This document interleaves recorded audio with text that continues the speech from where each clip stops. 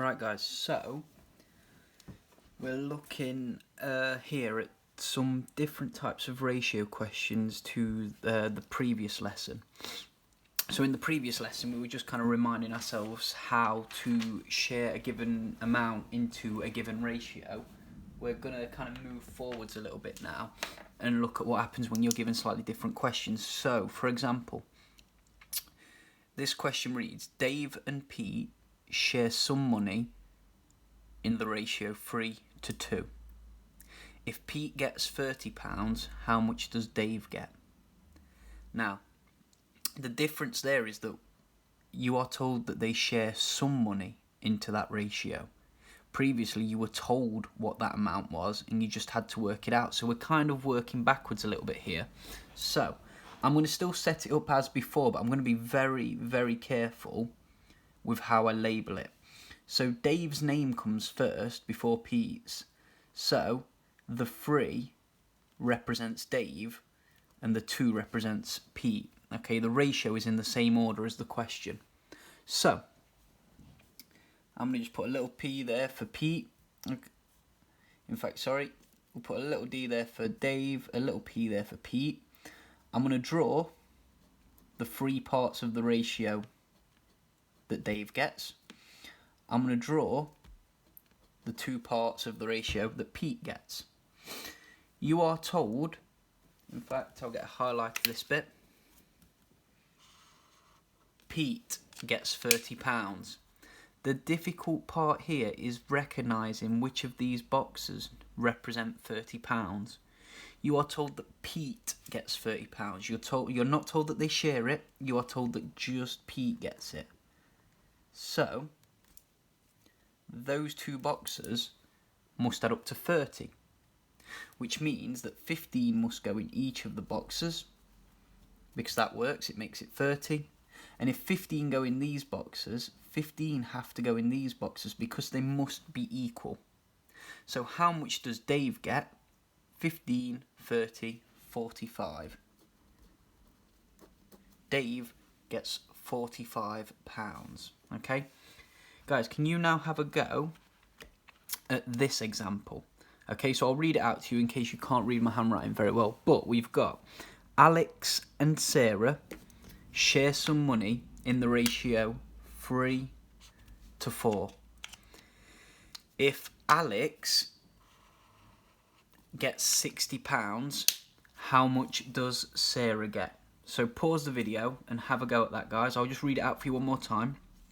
Alex and Sarah share some money in the ratio 3:4.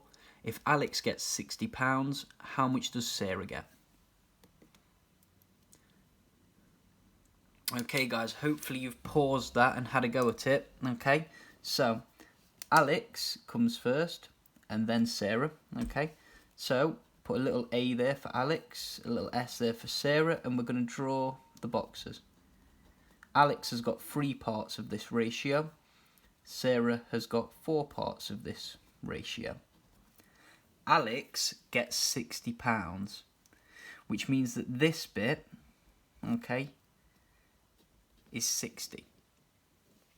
On this example, I drew the line underneath. On this example, I'm just drawing it there to the side. As long as you can show that those 3 boxes add up to 60, it doesn't matter whether you were to use that sort of kind of notation or whether you were to write it like this.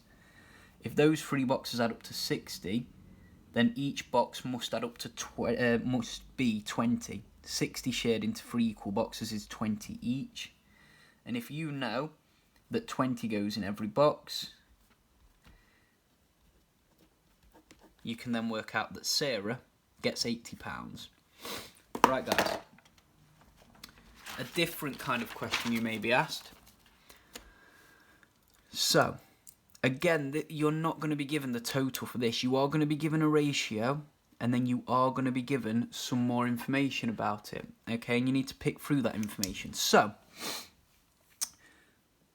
girls and boys in a class are in the ratio 3:5. Okay? 3:5. So I'm just going to write this out. 3:5.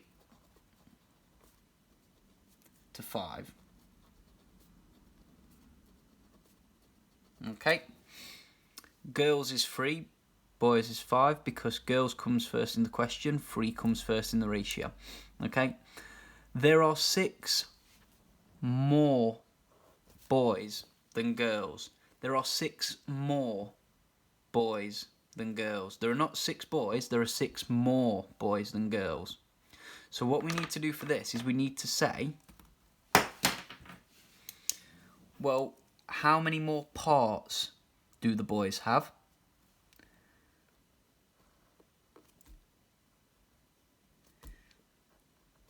Well, they've got 2 more parts, and there are 6 more boys in total. This tells us that those 2 boxes must add up to 6, which tells us that a 3 goes in every box. How many students are there in total? There are 9 girls. There are 15 boys. And you can just quickly check this. Does it work? Are there 6 more boys than girls? Yes. Okay. Are they in the ratio 3 to 5? They are. So in total there are 24 students. And that's your answer. Okay? So this is about comparing how many fewer or more there are, and then looking at the ratio and seeing how many parts fewer or more that one has. So, you've got a question to attempt again now. Jay and Leona share money in the ratio 4 to 3. Jay gets £8 more. And it's really important. Jay gets £8 more.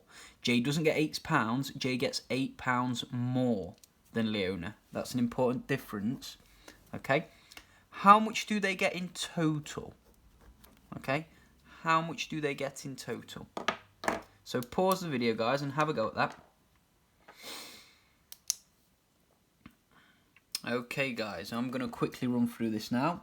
I'm just going to set up Jay and Leona. And Jay has got 4 parts, and it doesn't matter whether your boxes are connected or disconnected. Okay, they're just a representation of the equal parts. Leona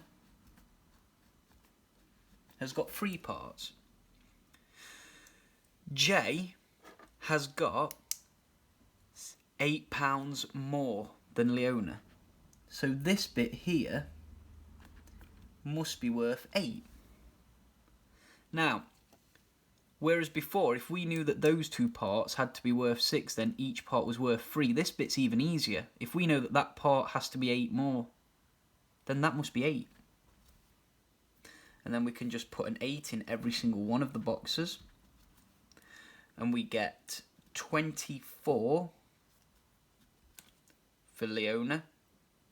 And we get 32 for Jay. So in total, they get 56. Okay, so for the first sets of examples we looked at, you are given what one person or the other has. For this second set of examples, you are told whether someone has an amount more or an amount less. Okay, and you need to figure out when you're looking at these questions which is it. So I would always start off by drawing these boxes and labelling it, and then I would always go back to the question and say, well, what do you know? Do we know what a part of this is equal to, or do we know what an empty space is equal to? Okay?